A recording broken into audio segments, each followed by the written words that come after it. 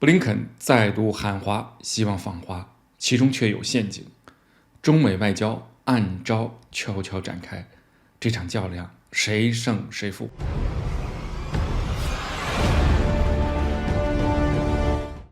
网友们大家好，近日美国国务卿布林肯在接受媒体采访的时候，再度表达了希望能够在年内访华的想法，而这是自今年2月份气球事件以来，布林肯第3次公开表示希望访问中国。紧接着，美国国务院便声明，目前还没有安排布林肯访华事宜，这件事要在条件允许的情况下进行，而相关的行程已经在规划中了。给大家翻译一下，美国国务院的意思就是，布林肯已经做好访华的准备，但没有得到中方的允许，所以此事儿还悬而未决。不只是布林肯包括财政部长耶伦、商务部长雷蒙多等白宫官员轮番表示想要访华。另外，美国五角大楼和印太司令部的官员也多次抱怨中国的同行不接他们的电话。那么既然美国人想要来，为何中国迟迟不发出邀请呢？或者不接电话呢？网友们可能自然而然的会想到，那是因为中美关系不好，美国大肆遏制打压中国，中国方面很生气，所以不愿意和美国人交流，故意晾着他们。还有人说是因为气球事件，其实这个事件与中美之间过去发生过的炸管事件、撞击事件能相提并论吗？从特朗普当选到去年之前，美国一会儿是贸易战，一会儿要供应链脱钩，一会儿又搞针对中国的印太战略，一会儿又指责中国是新冠的源头。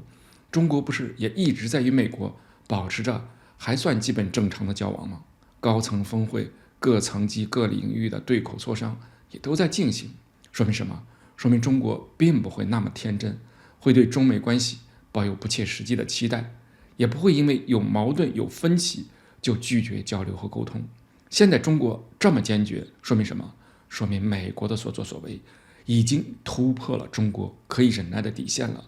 这个底线就是台湾问题。去年美国众议院议长佩洛西窜访台湾，给中美两国关系造成了巨大的震动，双方交流基本被冻结。后来年底两国元首在巴厘岛举行会晤，拜登承诺美国政府奉行一个中国政策，不寻求利用台湾问题作为工具遏制中国，希望看到台海和平稳定。双方遂达成共识，两国的外交团队将保持经常性的沟通与磋商，而且还责成各自团队尽快制定一个处理中美关系的指导原则。大家都以为这下中美关系有望朝着建设性方向有所转变了，但是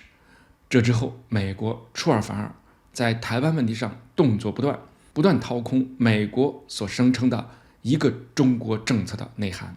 比如台湾外交部门负责人前往华盛顿参加了高级别的会议，美国负责中国事务的国防部长助理窜访台湾，这是拜登政府中首位赴台岛的高级国防官员。美方允许蔡英文窜访，并安排众院议长麦卡锡与之会面，没多久又再次出台一笔6.19亿美元的售台武器。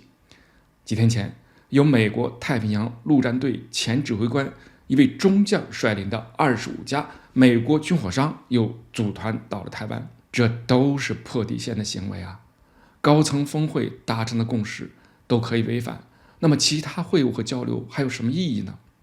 美国各路高官想来华，一方面是想就各自的问题在中国这边找到解套的出路，另外美方的一个总体想法就是想通过访问让美国的所作所为合法化，也就是使中方变相接受现实，这就是美国为中国设置的一个陷阱。